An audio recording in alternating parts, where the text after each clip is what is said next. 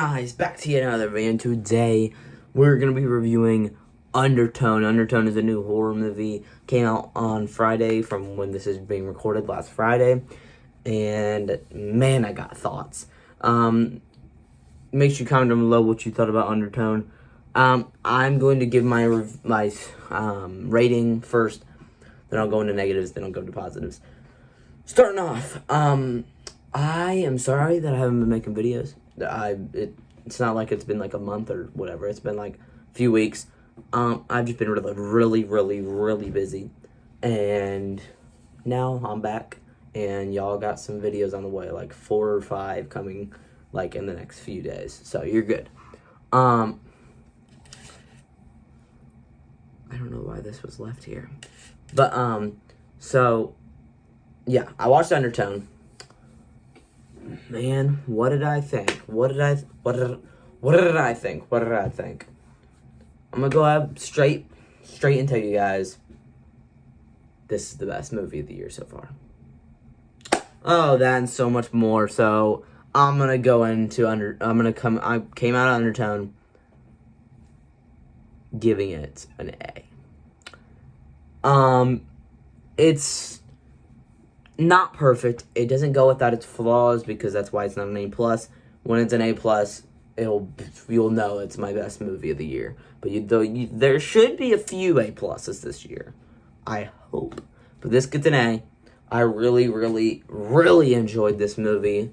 One of the first movies in a long time that actually creeped me out. Like, actually gave me the creeps.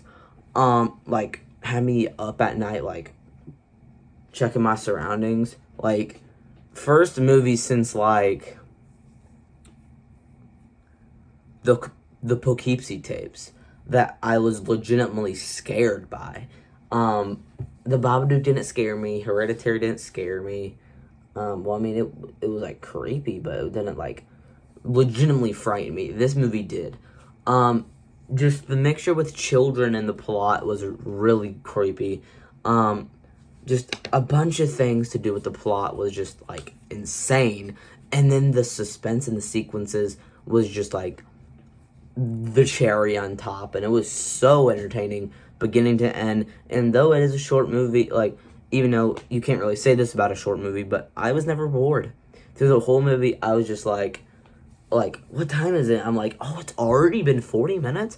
Like, so glad that my theater visit after Scream 7 was Undertone, because it really made up for that. Because, dude, Undertone, like, this movie was great. Like, the whole movie, it picks up pretty quickly. It's like, people are comparing it to Skinamarink. I wouldn't listen to people that compare to Skinamarink. The only thing that you could say it's compared to, this is not a spoiler, the only thing that you could say how this could compare to Skinamarink is the shots in the movie, like the camera shots and the ending. Like, not that it's similar to the Skinamarink ending, it's just like some people will not understand. And, well, but it's not like Skinamarink where most people will understand. It's some. It's kind of like Good Boy, like the Good Boy ending. People don't understand that was cancer. Or like sick, like a sickness. That's what the villain of that movie is. This one really brings in, like, mythology. This movie, like, you would not believe me if I told you, but this is kind of spoiler, kind of not. It brings in a lot of mythology, and it, like, brings in a lot of stuff to do with kids, to do with, like, gods, to do with, like, stuff like that, and it's really terrifying. Terrifying stuff. So, yeah, go to the negatives. Straight up, a decent amount of plot holes. I'm not gonna sit here and pretend that there's not plot holes. Especially closer to the end, where one of the, like, we don't get a closure on one of the characters. It's like, it was like there. It was almost like a A+, and then it has a lot of plot holes. Like, it was like, I'm not gonna sit here and tell you every one. There's not, like, that much. But, like, you know what I mean. Like, a decent amount. Not as much as Stranger Things. But But, like, another negative is some dialogue choices or, like, some acting choices that were made in this. Just a few of them that came off as a little corny. And that it wasn't that. That's kind of all my negatives. By the way, I know this is not. It doesn't matter anymore. I already made the video, but my ranking for 2025 movies switched. It goes Sinners, Frankenstein now. Frankenstein, so good. I rewatched it. It's so good, and I almost put it above Sinners. It's not above Sinners though. Love that movie though. Sinners is so good though. But yeah, that's kind of all my negatives. There's probably more, but that's kind of all I have. But dude, now the positives. I kind of already gave lots of positives, but like this movie knows how to disturb you 30%, and you think it's like 9. Like, this movie knows how to disturb you like so bad, but then scare you even more. Like, it's like the sequences of where it's like you hear the noises and you see her with her headphones on, and then it just pans to the other room, and you'll like see stuff in there. Dude, it's like the sequence in this are so creepy, and then you figure out the lore and it disturbs you. It's like one of the most disturbing movies in a long time, mixed with one of the scariest movies I've ever seen in my life. I would say it's this, the Poughkeepsie Tapes. Bring Her Back is debatable. I would more throw that into disturbing instead of scary. But for me, it's like this, Poughkeepsie Tapes, and like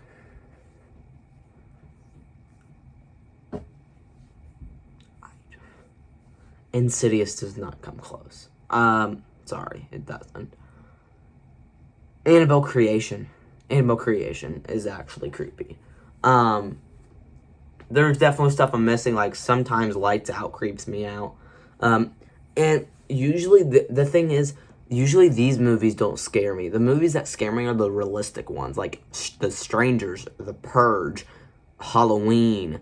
Like, it's like, if those ones keep me up at night thinking like, oh, is there someone there? Like, is there someone out my window about to murder me? Like, that's kind of how I get scared. But, like, rarely a supernatural thing will scare me really badly, and this was probably out of that category, if you're not including the Poughkeepsie Tapes, because that's not really supernatural for the most part.